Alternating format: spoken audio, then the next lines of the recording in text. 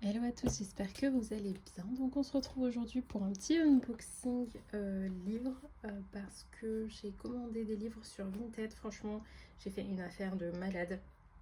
Et en fait, j'avais encore un petit peu de sous dans mon portefeuille Vinted et j'ai vu que mon stock de livres commençait à diminuer. Je me suis dit, allez, on va se faire une petite commande de livres.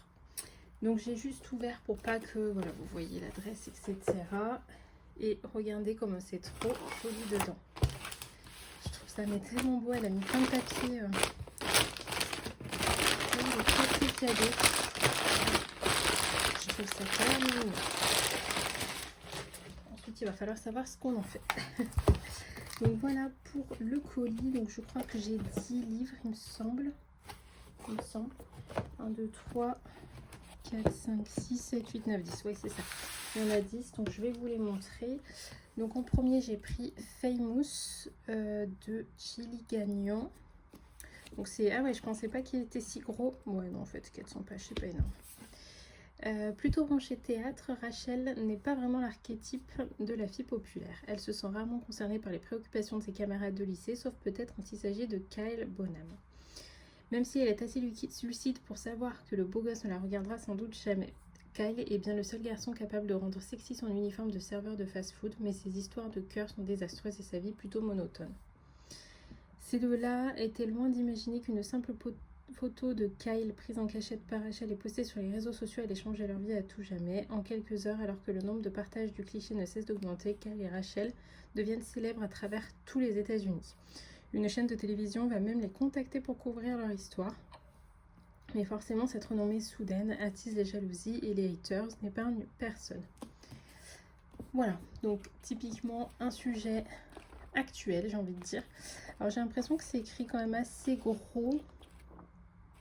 Ouais, c'est écrit quand même relativement gros, donc c'est sympa. C'est un grand format en plus. Donc cool. Ensuite, alors ça j'avoue que la couverture m'a trop fait kiffer. Donc pareil, c'est un grand format et c'est la fiancée de Kiera Cass. Et je crois, si je dis pas de bêtises, que Kiera Cass c'est l'auteur de la sélection. Voilà, c'est ça. Et du coup, j'ai très envie de lire la sélection aussi. Donc bon, je vais commencer par la fiancée puis on verra après. Donc là, pareil, c'est un gros bouquin. Ouais, non, 300 pages, ouais. Non, 350. Bon, pas énorme. Donc, qu'est-ce qu'elle nous dit? Elle a l'étoffe d'une reine. Il est jeune, séduisant et fraîchement couronné. Leur mariage semble une évidence, mais l'est-il vraiment? Hollis Bright a grandi à la cour de Koroa, rêvant, sans trop y croire, d'attirer l'œil du jeune et beau roi Jameson, connu pour ses multiples conquêtes. Un jour pourtant, c'est elle qui lui fait tourner la tête. Mais alors que Jameson est sur le point d'annoncer leur noce prochaine, l'arrivée d'un jeune noble en prévenance d'un royaume voisin va changer la donne. Attentionné et perspicace, il semble comprendre Hollis mieux que quiconque auparavant. L'avenir radieux promis à la jeune fille devient soudain beaucoup plus incertain. Renoncera-t-elle à un destin royal, quitte à se couper de ce qu'elle a toujours connu? Franchement, bon, là c'est écrit vraiment très gros. Donc je pense que ça va se lire quand même relativement vite. Oh, j'aime trop. Je trouve ça trop beau, les chapitres faits comme ça. Bon, ils ont l'air pas très longs, les chapitres. Donc ça va se lire assez vite, je pense. Donc voilà, très hâte de lire celui-là. Ensuite, bon, j'avoue que pareil, la couverture m'a trop fait de l'œil. Un grand format aussi, la 16e clé de Éric Sanabre. Voilà, aux éditions Roman Didier Jeunesse. Donc là, c'est un plus petit livre, j'ai l'impression. Ouais, 200 pages. Donc beaucoup moins. Et là, qu'est-ce qu'il nous en dit? Alors, dans l'immense manoir des Miocs, la vie d'Oswald est plutôt confortable. Tout un personnel lui est dévoué pour qu'il se développe ses talents de jeune prodige. Une étrange maladie lui interdirait tout contact avec l'extérieur. Aussi ne connaît-il ni ses parents ni le monde qui entoure la propriété. Mais à l'approche de ses 16 ans, le garçon s'interroge de plus en plus sur les zones d'ombre que compte son existence. Venue de nulle part, une jeune fille le contacte secrètement et l'incite à fuir avec elle. Mais comment sortir de ces murs? Devant eux, le mystère est bien plus grand qu'ils ne l'imaginent. Ça me tente aussi beaucoup. Et franchement, alors j'ai commandé ces livres à une Vinti qui avait plein de livres. Je me suis un petit peu restreint. Mais franchement, ils sont en super bon état. Je suis absolument choquée. Vraiment, je suis choquée. Ensuite, donc j'ai pris la fourmi rouge de Émilie Chazerand. Donc ça, non, c'est aux éditions J'ai lu, mais c'est pareil, c'est un grand format, je crois. Enfin, il a la taille d'un pocket, mais ouais, je sais pas. Donc il y a 350 pages à peu près. Et là, qu'est-ce qu'ils nous en disent? Vania Strudel a 15 ans, un œil qui part en vrille et une vie qui prend à peu près la même direction. Pour elle, c'est clair, l'existence est une succession de vacheries et elle est condamnée à n'être personne, une fourmi parmi d'autres. Mais un soir, elle reçoit un mail anonyme qui lui explique en détail que non, elle n'est pas une banale fourmi noire sans aspérité. Elle serait même plutôt genre vive, colorée, piquante, du genre fourmi rouge. Voilà, là ça c'est plutôt pour illustrer un peu, voilà, un peu le fait d'être unique et d'être quand même, enfin, d'être la fourmi rouge parmi les fourmis noires. Voilà, donc ça m'a bien tenté aussi. Ensuite, qu'est-ce que j'attrape? J'attrape ça. Donc, le jeu du maître, donc c'est James Dashner. C'est aux éditions PKJ. Donc, c'est un petit roman qui n'est pas très long. Oh, quand même, 350. Et donc là, quand le quotidien est sans intérêt, que les rêves n'existent plus, il reste la réalité virtuelle. Comme la plupart des jeunes de son âge, Michael passe son temps sur le Virtnet, une plateforme tentaculaire à mi-chemin de jeux vidéo et réseau social. Mais quand une série de suicides bien réels cela intervient dans le cadre du jeu le plus populaire, Michael doit se rendre à l'effrayante évidence. L'intelligence artificielle aurait-elle pris le pas sur la réalité? Donc ça m'intéresse quand même pas mal parce que ça parle un peu voilà, d'intelligence artificielle, etc. Donc de choses quand même qui nous concernent actuellement. Ah, je crois que j'ai vu une tache, non? Il me semble avoir vu passer une tache, mais je ne suis pas sûre. Bon, quand bien même il y a une tache, franchement, c'est pas très grave. Par contre, ça c'est un tome 1. Vous voyez, donc il y aura tome 2 et tome 3, il y a 3 tomes. Donc voilà, si j'aime bien, j'achèterai les suivants. Ensuite, j'ai acheté de Guillaume Musso un appartement à Paris aux éditions Pocket. Donc ça, pour le coup, c'est vraiment un Pocket. Par contre, c'est un gros pavé. Il fait 500 pages et quelques, je pense. Ouais. Et c'est écrit quand même pas très très gros.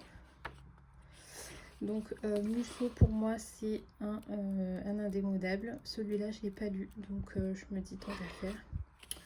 On va le lire. Et donc Paris, un atelier d'artiste au fond d'une allée verdoyante. Madeleine, une ex-flic londonienne, y est venue pour panser ses blessures. Gaspard, un auteur misanthrope, l'a loué pour écrire dans la solitude. À la suite d'une méprise, ces deux écorchés vifs sont contraints de cohabiter quelque temps. Dans l'atelier où plane encore le fantôme de l'ancien propriétaire, Madeleine et Gaspard vont mettre au jour un secret terrifiant. Et cette découverte glaçante va les forcer à affronter leurs propres démons jusqu'à une enquête vertigineuse qui les changera à jamais. Bref, moi, Guillaume Musso, franchement, je vous le dis, c'est un indémodable et c'est une valeur sûre. Ensuite, moi, je vous dis, j'ai pas fini. J'en ai acheté pas mal. Donc, j'ai acheté PS I Like You de Cassie West. Et ça, c'est aux éditions Hugo Roman. Alors déjà qu'on regarde un peu de temps, donc ça m'a l'air d'être un gros pavé quand même. Ouais, 400 pages, ça va. C'est écrit pas très gros, mais ouais, c'est très joli les têtes de chapitres. Alors de ce que je comprends, il va y avoir des lettres, et moi j'aime beaucoup quand c'est un échange épistolaire. Je me souviens d'un roman que j'avais lu au collège, je crois, et j'avais kiffé, c'était vraiment épistolaire, enfin voilà, vraiment un échange épistolaire, et là c'est un peu le cas, donc j'aime beaucoup. Donc un jour d'ennui, en cours de chimie, Lily griffonne les paroles de sa chanson préférée sur son bureau. Lorsqu'elle s'assoit à la même place le lendemain, elle découvre que quelqu'un a écrit la suite. Très vite, Lily et son mystérieux interlocuteur se lancent dans une correspondance enfiavrée. La jeune fille n'a jamais autant eu envie d'aller en cours, mais surtout pour y savourer sa lettre du jour. Dernier groupe de musique, indie à découvrir ou confidence plus intime, tout semble les rapprocher. Alors que l'identité de son amour épistolaire se dévoile, Lily saura-t-elle écouter la musique de son cœur? Voilà. J'ai très envie de le lire aussi. De toute façon, tout ce que j'ai acheté, j'ai envie de le lire. Donc... Alors ça, le royaume des joues, donc le royaume des loups, Fallon le solitaire, donc de Catherine Lasky aux éditions PKJ. Ça en fait, c'est pour ça que j'ai fait la commande. Parce que j'ai le royaume des loups, mais j'ai le tome... je crois que j'ai le tome 6 en fait, j'ai le dernier. J'ai le dernier, j'ai même pas le premier. Donc du coup, voilà, du coup j'ai commandé le premier, c'est pour ça que j'ai fait une commande chez cette Vinti. Donc du coup, c'est pas très gros livre, hein. On est à moins de 200 pages. Je trouve que les en-têtes, voilà, de chapitres sont plutôt sympas. C'est écrit assez gros, donc assez cool. Et donc je vous lis un peu l'histoire. Quand Morag met au monde un louveteau avec une patte courbée, elle est forcée par son clan de l'abandonner. Le petit est sauvé par cœur de tonnerre, une ours désespérée de ne pouvoir être mère. Fallon grandit auprès de sa nouvelle maman jusqu'à ce qu'elle disparaisse. De nouveau seul, guidé par son instinct de loup, Faulan se demande si un jour il pourra lui aussi trouver sa place parmi les siens. Bon, je pense que c'est quand même du jeunesse, hein. Mais bon, je suis plutôt bon public. Moi, j'aime bien aussi tout ce qui est jeunesse. Ensuite, donc, j'ai acheté le libraire de Cologne de Catherine Gansmüller. Et là, c'est Scrinéo, je crois. Là, ouais, c'est ça, l'éditeur. Donc là, qu'est-ce qu'on a? Ouais, des débuts de chapitres plutôt classiques. Je vois des dates, donc ça me paraît pas trop mal. On est à peu près à 300 pages, un petit peu moins de 300 pages. Et qu'est-ce que ça nous dit? Quand l'amour des livres est plus fort que la haine. Cologne, Allemagne, 1934. Poussé à l'exil par les lois anti-juives, le libraire Alexander Mandel est obligé de partir vivre en France avec sa famille. Il confie sa librairie à son jeune employé Hans Skriber. Par fidélité à son mentor et par haine du régime nazi, Hans décide de se battre pour que la librairie survive dans cette période tragique malgré les menaces et les bombes. Bref, ça m'intéresse aussi. Et du coup, le dernier que j'ai pris, ça c'est un grand format, lui aussi c'est un grand format, hein. Donc le dernier que j'ai pris, c'est Ceux qui ne peuvent pas mourir. Et donc c'est le numéro 1, La bête de Portevent. Et donc c'est de Catherine Martins. Par contre, l'éditeur, je crois que c'est Gallimard Jeunesse. Donc ça a l'air d'être un jeunesse. Bon, effectivement, les en-têtes de chapitres sont plutôt classiques. On est à peu près à 300 pages environ. Et donc, qu'est-ce que ça nous dit? Donc, Gabriel Volz n'est pas un enquêteur ordinaire. Sa spécialité est la chasse aux égarés, ces créatures hérétiques qui se cachent sous une apparence humaine. Lycans, Cocatrix, Volcolax, loup-garou, aucun de ces monstres n'a jamais résisté à sa force surnaturelle de Volz. Mais depuis qu'il a pris Rose sous son aile, une orpheline tout aussi insupportablement têtue et fouineuse qu'attachante, il s'expose au courroux de son puissant employeur, l'ordre de la Sainte Vême. Quand la confrérie l'envoie dans le Finistère pour élucider une mystérieuse affaire de meurtre, Volz n'a d'autre choix que d'emmener l'adolescente avec lui. L'enquête s'annonce plus périlleuse que prévu lorsque toutes les pistes convergent vers le sinistre domaine de Portevent. Par contre, ce que j'aurais aimé de voir, c'est s'il y avait un autre... Ouais, donc là il y a écrit à suivre. Là il y a écrit à suivre, donc probablement que on aura le tome 2. Mais où, quand, comment, je ne sais pas. Enfin, en tout cas, ils nous disent rien. Donc il faudrait que je regarde parce que lui, il a été publié quand? Je sais pas.